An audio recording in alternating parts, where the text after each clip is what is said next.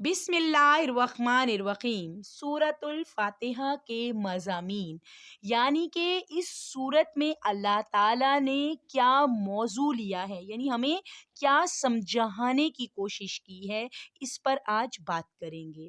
سب سے پہلے نمبر 1 کہ اس سورت میں اللہ تعالیٰ کی حمد و ثنا کا بیان ہے، یعنی کہ اگر کسی انسان میں کوئی خوبی موجود ہے، کوئی قابل تعریف بات موجود ہے، تو وہ ہمیشہ یہ یاد رکھے کہ یہ اللہ تعالیٰ کی ادا کردہ ہے۔ اس کے بعد اللہ تعالیٰ کے رب ہونے، اس کے رحمان اور رحیم ہونے، نیز مخلوق کے مرنے کے بعد دوبارہ زندہ کیے جانے اور قیامت کے دن کا مالک صرف اور صرف اللہ تعالیٰ ہے، ان تمام باتوں کے بارے میں بیان کیا گیا ہے کہ ہمیں اس معاملے میں اپنے عقیدے کو کس اپروچ پر لے کر جانا ہے۔ صرف اللہ تعالیٰ کے عبادت کا حق ہونے اور اس کے حقیقی مددگار ہونے کا تذکرہ ہے، یعنی کہ کسی مشکل میں، زندگی کی کسی تکلیف دہ مرحلے میں اگر کسی کی مدد چاہیے ہے تو صرف اور صرف اللہ کی مدد مانگنی ہے، غیر اللہ کی مدد نہیں مانگنی ہے، کسی اور کی مدد نہیں مانگنی ہے۔ پھر کس طرح اللہ تعالیٰ آگے دعا کے آداب کا طریقہ بتا رہے ہیں کہ دعا کے آداب کا بیان اور اللہ تعالیٰ سے دین حق اور صراط المستقیم کی طرف ہدایت ملنے، نیک لوگوں کے حال سے موافقت اور گمراہوں سے اجتناب کی دعا مانگنے کی بھی تعلیم دے رہے ہیں، یعنی کہ اپنی دعاؤں میں ہمیں کن چیزوں کو شامل کرنا ہے کہ راہ راست پر چلنے کی دعا کرنا بہت ضروری ہے۔ تو یہ وہ چند چیزیں اس صورت میں بیان کی گئی ہیں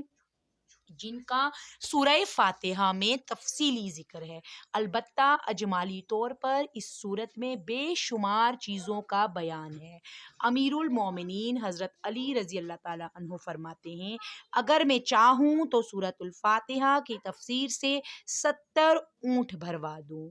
یعنی کہ ان کا مضمون اتنا وسیع ہے، اسی لیے تو اللہ تعالیٰ نے قرآن پاک کی ہر آیت پر غور و فکر کا حکم دیا ہے، اس کو سمجھنے کی، دعا مانگنے کی بھی تلقین کی گئی ہے، اور قرآن پاک کو زیادہ سے زیادہ پڑھ کر اس کو سمجھنے کی کوشش کرنے کی بھی تلقین کی گئی ہے۔ تبھی تو قرآن پاک میں آتا ہے کہ قرآن پاک شفا ہے مگر مومنین کے لیے۔ تو ہمیں اس درجے پہ جانے کے لیے اللہ تعالیٰ سے خصوصی دعا کرنی چاہیے۔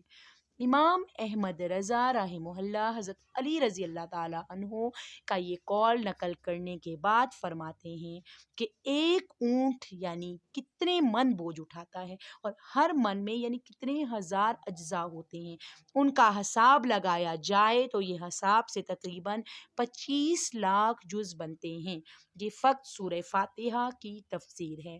یعنی کہ ان کا مفہوم اتنا وسیع ہے۔ تو ہمیں اللہ تعالیٰ اس کو سمجھنے کی، اس پہ عمل کرنے کی توفیق عطا فرمائے، اور اپنی دعاؤں میں